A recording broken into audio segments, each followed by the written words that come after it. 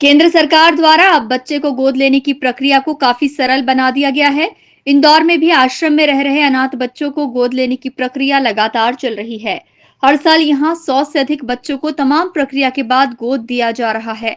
अधिकारियों के मुताबिक आवेदक अब सीधे कारा की साइट पर आवेदन दे सकते हैं।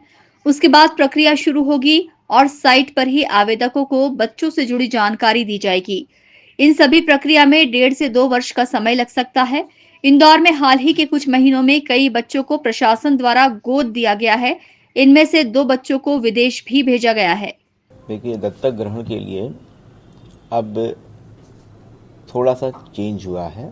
सबसे पहली बात कि दत्तक ग्रहण अब जो है वो कारा की वेबसाइट पे ऑनलाइन आपको रजिस्ट्रेशन करना है।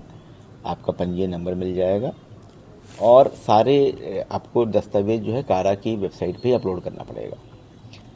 एडॉप्शन अब ऑल ओवर इंडिया होता है, क्योंकि अमूमन एक वर्ष में जो है वो लगभग 4,500-5,000 हज़ार एडॉप्शन हिंदुस्तान में हो पाते हैं। अपने इंदौर ज़िले में अगर हम लास्ट 1 ईयर की बात करें, जब यानी 1 अप्रैल 2024 से, तो अब तक लगभग 112 एडॉप्शन हो चुके हैं। इस वर्ष हम लोगों ने 18 एडॉप्शन के केस हुए हैं।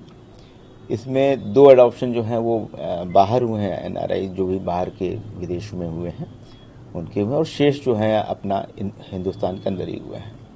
जिन संस्थाओं के पास बच्चे रहते हैं हम उन्हें प्रेरित करते हैं कि वो पोर्टल पर सारी जानकारी अपलोड करते हैं। सारी जानकारी समय समय पर अपलोड की जाती है और वेटिंग लिस्ट बनती है। जो भी आवेदक या जो भी भावी दत्तक माता पिता होते हैं उनकी एक वेटिंग लिस्ट बनती है, प्रतीक्षा सूची।